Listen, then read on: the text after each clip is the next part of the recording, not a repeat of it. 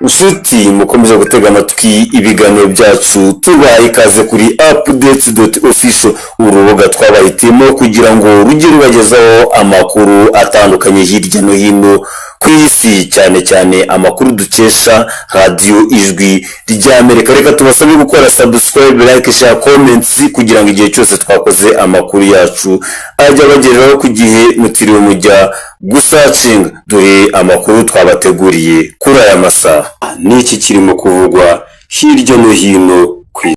Iyi mwumviriza ni radiyo ijwi ry'Amerika ivuga i Washington DC mu Kirundi no mu Kinyarwanda.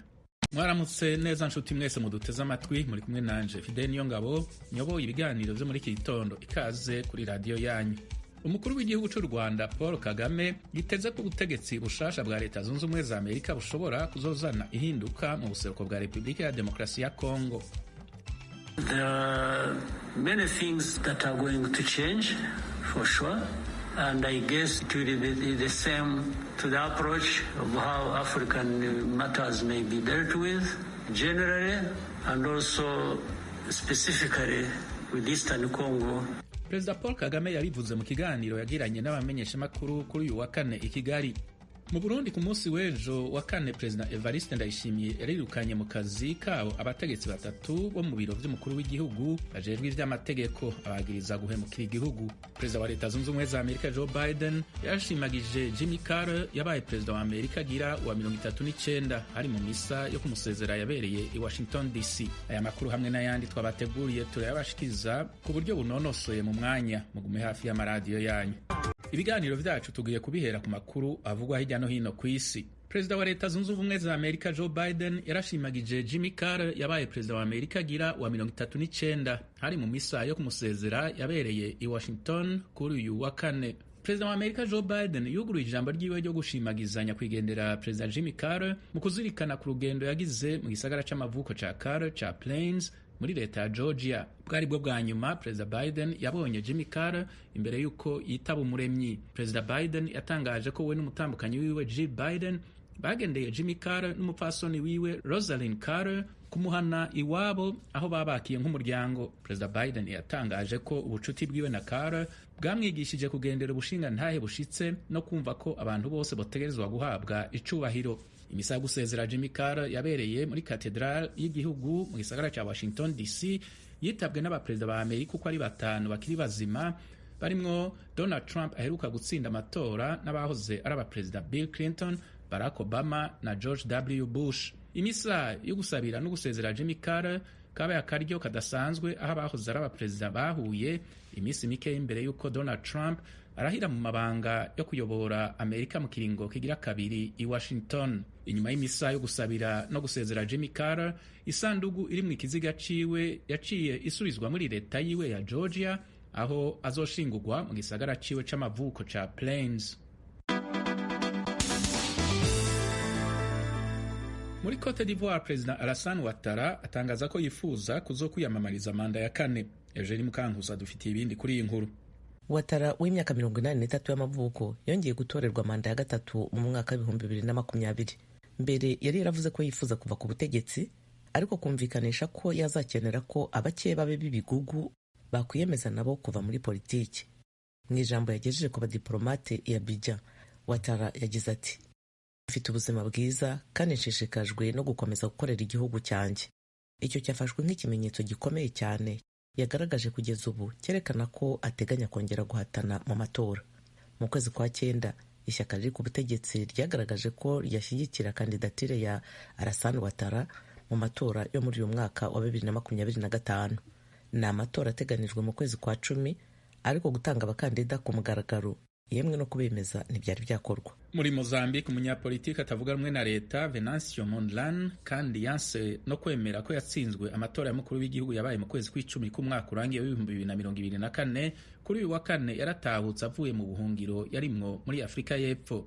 Kuri uyu wa kane amasanamu yerekanye Venancio Mondlane ariko ava mu ndege ku kibuga c'indege mpuzamakungu ca Mavalane ku mugwa mukuru wa Mozambique Maputo. Yavuye mu gihugu mu kwezi kw'icumi mu mwaka urangiye inyuma y'amatora yabayemwo amatati yatumye haba imyiyerekano mu kiringo kitari gito. aya matora yarateye uruhagarara n'ubwicanyi mu gihugu ku buryo abantu barenga 100 bishwe n'abashinzwe umutekano. Kuri uyu wa kane inteko zijejwe umutekano zarashe imyuka ibabaza mu maso ku bantu amajana n'amajana bashigikiye Venancio Mondlane bari bakoraniye hafi y'ikibuga c'indege mpuzamakungu ca Maputo kumusanganira. Igipolisi cazibiye kandi amabarabara aja ku kibuga c'indege inyuma y'uko Mondlane avuze ku mbuga ngurukana bumenyi mu ntango z'indwi ko azotahuka mu gihugu ciwe. Mondlane yatangaje ko yavuye mu gihugu ciwe kubera yari afise ubwoba ko ubuzima bwiwe bushobora kubangamirwa.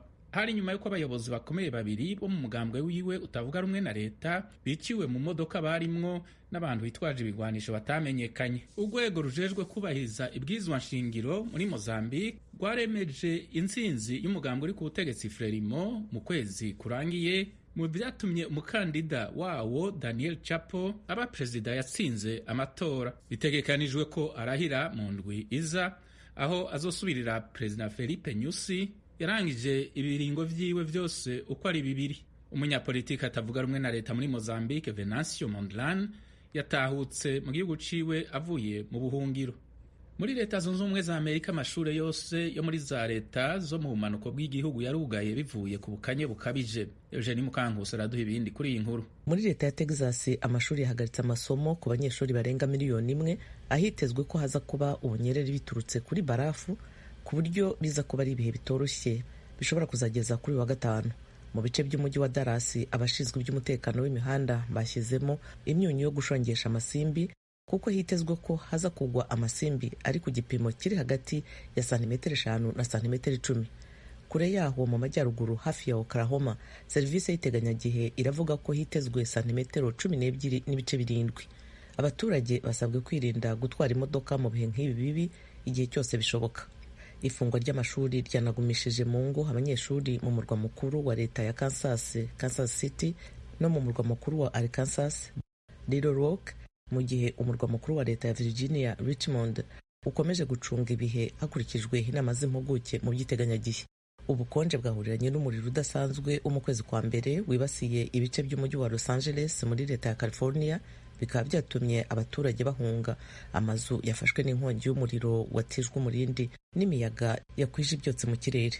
Abantu barenga 130 batuye mu mujyi wa Los Angeles no mu nkengero zawo basabwe kuva mu ngo zabo mu gitondo cyo kuri uyu wa kane, mu gihe abazimya umuriro barwanaga no gukumira inkongi y'umuriro wagiye ufatira ku mpande zitandukanye z'uwo mujyi. Uyu muriro umaze kwica abantu 5 kandi wasenye ibikorwa remezo bigera ku 1000.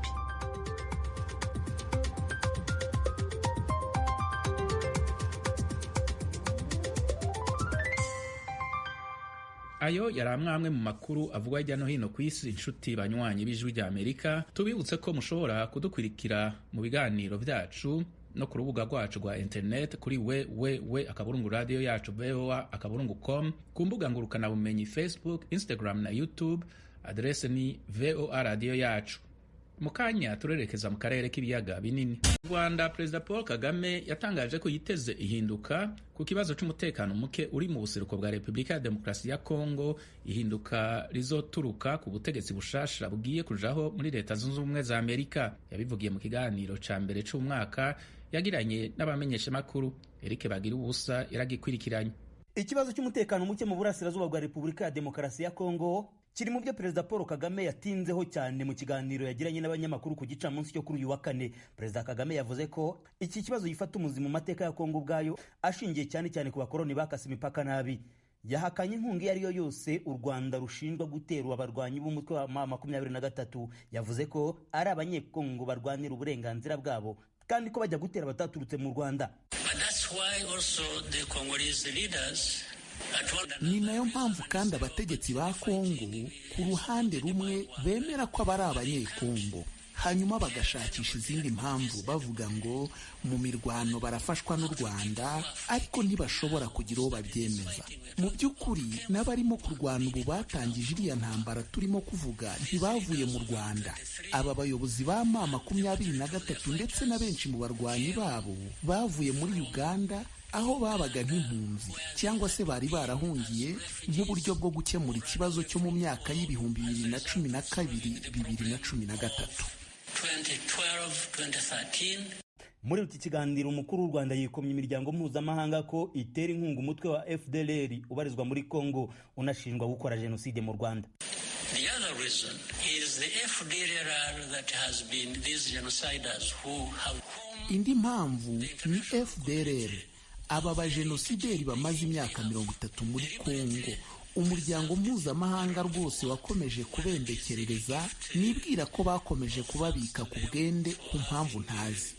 Niba sari impano yo kubashimira ko bakoze jenoside hano, cyangwa se bakaba bababitse kubera ko barwanya u Rwanda na guverinoma, bityo bakazabifashisha igihe bibaye ngombwa mu kurwanya u Rwanda, mu kwigarurira u Rwanda no mu kurucunga uko babishaka. Umukuru w'u Rwanda yanavuze ko ikibazo cy'umutekano muke muri Congo gifitwemo uruhare n'abategetsi ba Congo ubwabo. Ku manywa y'ihangu, ubwicanyi, itotezwa, ibibi by'ubwoko bwose birakorwa n'abantu babona. Abategetsi ba leta muri Congo, abagaba b'ingabo, baba bo muri polisi, mu ngabo, ku manywa y'ihangu barica abantu. Ibyo barabiceceka, hanyuma y'ibyo izo mpuguke zikandika raporo ndende y'ibyaha ngo byakozwe na M23. Perezida Kagame yavuze ko yari yarahisemo kuba yirinze kugira byinshi yatangaza kuri iki kibazo. Yongeye kumvikana avuga ko yagiriye inama abategetsi ba Congo ngo bafatanye mu kurandura umutwe wa FDLR n'indi mitwe, ariko barinangira. Yashimangiye ko umutekano w'u Rwanda n'inkiko zarwo bizakomeza kurindwa ku kiguzi icyo ari cyo cyose gishoboka.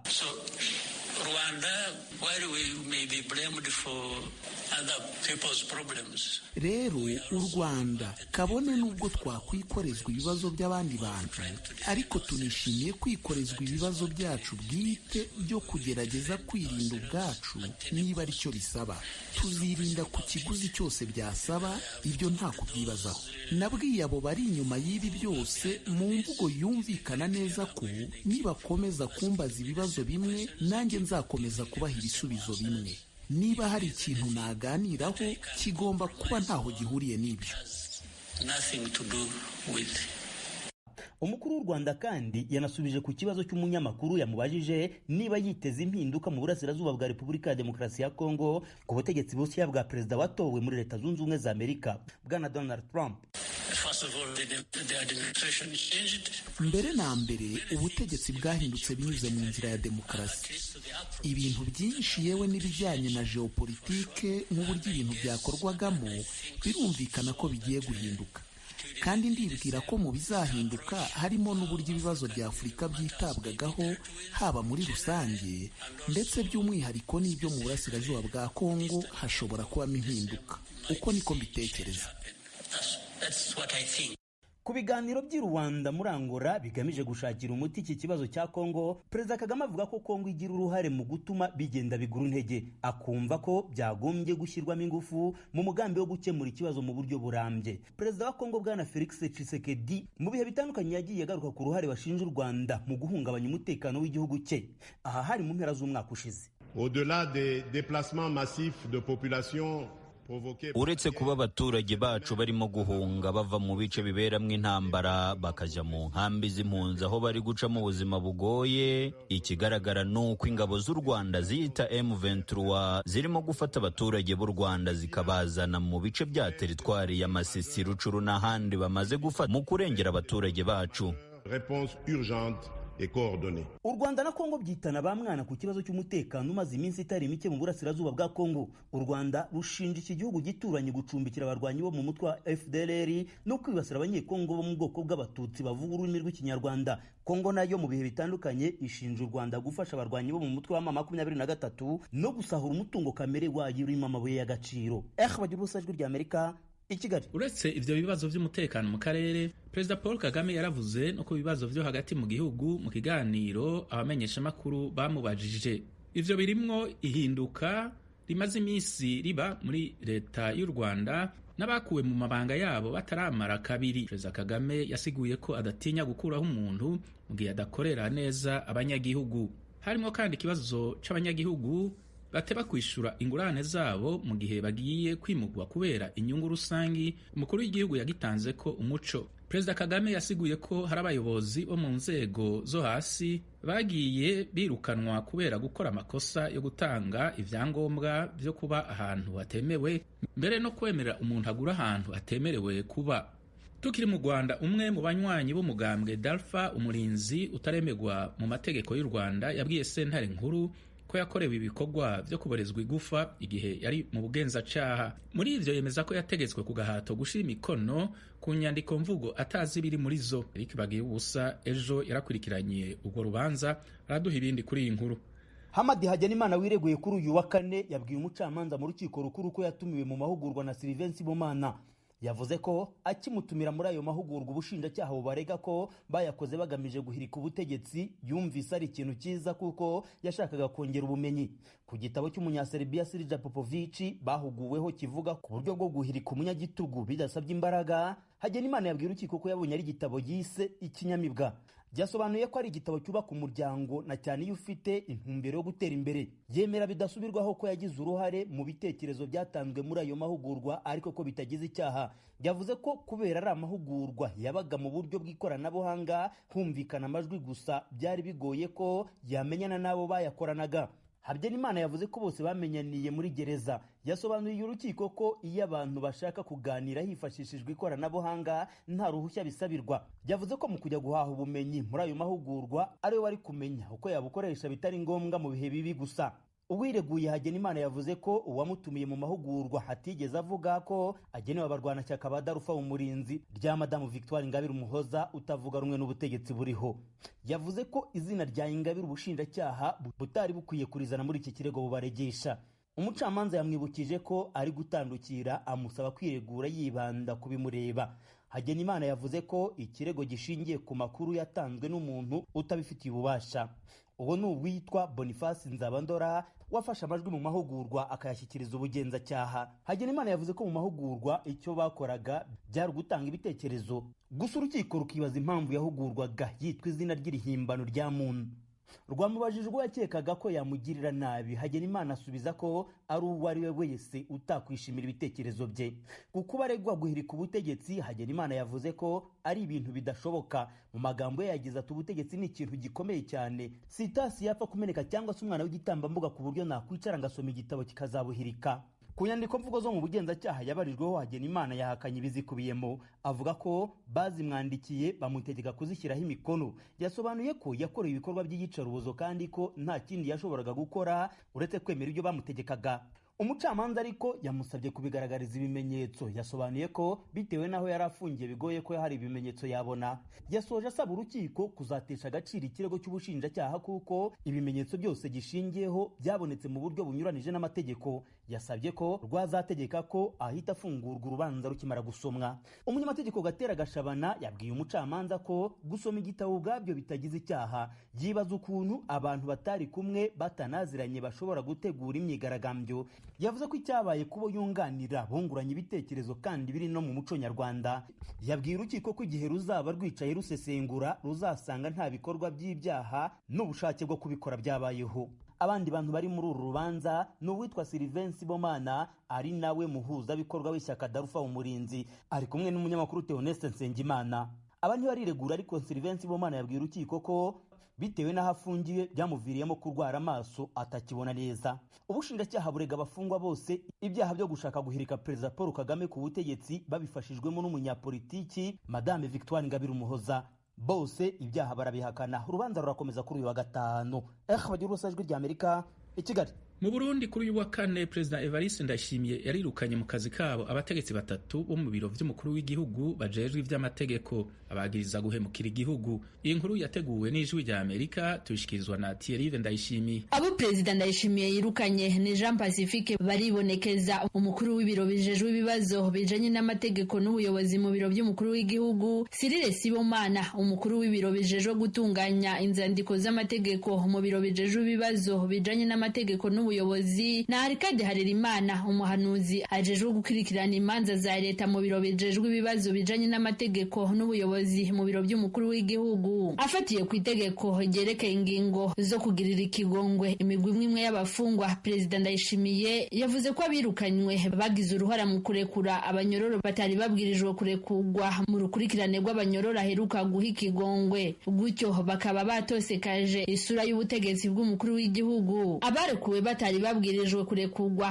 barimwo abagirizwe ibyaha byo gufata abapfasoni n'abigeme ku nguvu hamwe no kugandagura abantu. Itegeko ryirukana abo bayobozi bo mu biro by'umukuru w'igihugu c'u Burundi rivuga ko abanyororo bagirizwa ibyo byaha batari mu migwi y'abegwa n'ikigongwe c'umukuru w'igihugu. Abarekuwe bategerezwa kugirirwa imbabazi nabo mu mabohero ya Bururi na Rutana. Amasoko y'ijwi rya Amerika mu Burundi yatumenyesheje ko abo Perezida Ndayishimiye yirukanye uko ari batatu bose bahavuye batabwa muri yombi ku muhingamo wo kuri uyu wa kane. Bahagaritswe mu gihe amwe mu mashirahamwe yigenga akorera mu Burundi ari mu ryitwa Arukoto yavuze mu minsi heze ko kurekura abanyororo bagiriwe imbabazi n'umukuru w'igihugu biriko birangwa n'utunenge twinshi. Tumwe muri utwo tunenge iryo shamwe ryavuze twarimwe abanyororo batarekuwe kandi babwirizwa kurekurwa no kutubahiriza itariki yo gusozera kurekura abanyororo. Perezida w'u Burundi yari yatanze ikigongwe ku banyororo 5,442, ni ukuvuga hafi kimwe ca kabiri c'abafungiwe mu mabohero yose y'igihugu. Ibikorwa byo kurekura abanyororo bahawe imbabazi byatanguye ku itariki ya 16 z'ukwezi kwa 11 umwaka w'2024. Kugera ino saha abenshi muri abo yamara ntibararekurwa nk'uko byemezwa namwe mu mashirahamwe akorera mu Burundi. Yari yategetse ko ico gikorwa gisozegwa igenekerezo rya 27 z'ukwezi kwa 11 ko mu mwaka w'2024. Yamara mu mabohero atandukanye ari mu ibohero rikuru rya Mpimba ibikorwa byahagaze igenekerezo rya 23 ry'uko kwezi. Muri iryo bohero hari kurekurwa abanyororo 2,800 ariko hari kuwa bagera ku 1,200 nk'uko iryo shirahamwe ryabisiguye. Mu tundi tunenga amashirahamwe yadomye ku rutoke harimo abanyororo wasanga bagirizwa icaha kimwe ariko hakarekurwa umwe abandi bakaguma mu buroko, ndetse n'abanyororo basohokera ku izina rimwe bagera kuri 3 canke 2. Ijwi rya Amerika twagerageje kurondera umugwi w'igihugu hojejwe by'agateka kazi na muntu CNIDH kugira ngo twumve ico ugona kuri iki kibazo, ariko ntitwashoboye kuronka abawutwara.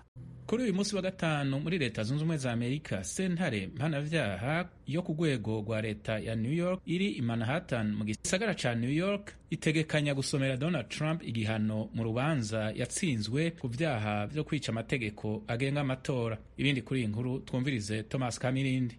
Mu kwezi kwa gatanu mu mwaka ushize urukiko rwa rubanda jury rwahamije Trump ibyaha 34 byose umushinjacyaha Alvin Bragg wo ku rwego rwa leta ya New York mu ifasi ya Manhattan yaramukurikiranyeho. Yamureze ko mu 2016 ubwo Trump yiyamamarizaga bwa mbere umwanya w'umukuru w'igihugu yahonze amadolari 130,000 umugore uzwi ku izina rya Stormy Daniels wakinaga filimi z'abakuze zo guhuza ibitsina. Trump yasabaga Daniels guceceka ko bigeze kuryamana kuko yatinyaga ko bimenyekanye byamwononera amahirwe mu matora. Umushinjacyaha yemeza ko binyuranyije n'amategeko agenga amatora yo muri leta ya New York. Trump yaburanye avuga ko ari umwere. Umucamanza Yuan Mershan wayoboye urubanza rwose yagennye itariki ya 10 y'ukwa mbere 2025 kugira ngo amenyeshe Trump igihano cye. Trump yasabye urukiko rw'ikirenga rwa New York kumutegeka kubisubika. Yavugaga ko kumuha igihano byamurangaza muri iki gihe cy'inzibacyuho yitegura gutangira manda ye ya kabiri y'umukuru w'igihugu kuri 20 y'uku kwezi kwa mbere. Kuri uyu wa kane urukiko rw'ikirenga rwa leta ya New York rwamushubije ko nta mpamvu yo gusubika gusomerwa. Amaze kumenya iki cyemezo, Trump n'abavoka be bahise bitura urukiko rw'ikirenga rwo ku rwego rw'igihugu kugira ngo rubifateho icyemezo cyihutirwa cyane. Ikirego cyagiye mu maboko y'umucamanza Sonia Sotomayor ushinzwe imanza nk'izi zihutirwa cyane ziturutse mu rukiko rw'ikirenga rwa leta ya New York. Baracyategereje icyo asubiza. Hatagize igihinduka, umucamanza Mershan wo ku rwego rwa leta ya New York rero ashobora gusomera igihano Trump mu masaha ari imbere. Mu gihe yamumenyeshaga iyi tariki, yamuciriye n'amarenga ko atamukatira igifungo muri gereza, gufungishwa ijisho ari iwe cyangwa ihazabu. Yamwandikiye ahubwo ko ashobora kumuha icyo bita conditional discharge mu cyongereza, ni nko kuvuga kumuha ubwigenge bw'agateganyo cyangwa se igihano gisubitse mu gihe runaka, bigeretseho n'ibyo agomba kubahiriza muri icyo gihe. Ibyo ari byo byose, Trump yabaye perezida uri ku butegetsi cyangwa wacyuye igihe wa mbere na mbere mu mateka ya Leta Zunze Ubumwe za Amerika waburanishijwe mu mategeko mpanabyaha, kandi ibyaha biranamuhama. Abaye n'uwa mbere mu mateka yacyo ugiye kuba umukuru w'igihugu wahamwe n'ibyaha. Inshuti zacu, mwakoze kudutega amatwi. Tubararikire n'ibindi biganiro radiyo yanyu ibategurira iminsi yose. Ndashimiye na bagenzi banje bose bamfashije gutegura aya makuru no kuyabashikiriza. Ibi biganiro mwumviriza byari bihagarariwe na Etienne Karekezi. Geoffrey Mutagoma niwe yashize hamwe amajwi. Kuri mikro mwari kumwe nanje Fidel Niyongabo. Ndabifurije amahoro n'amahirwe, mugire ibihe vyiza.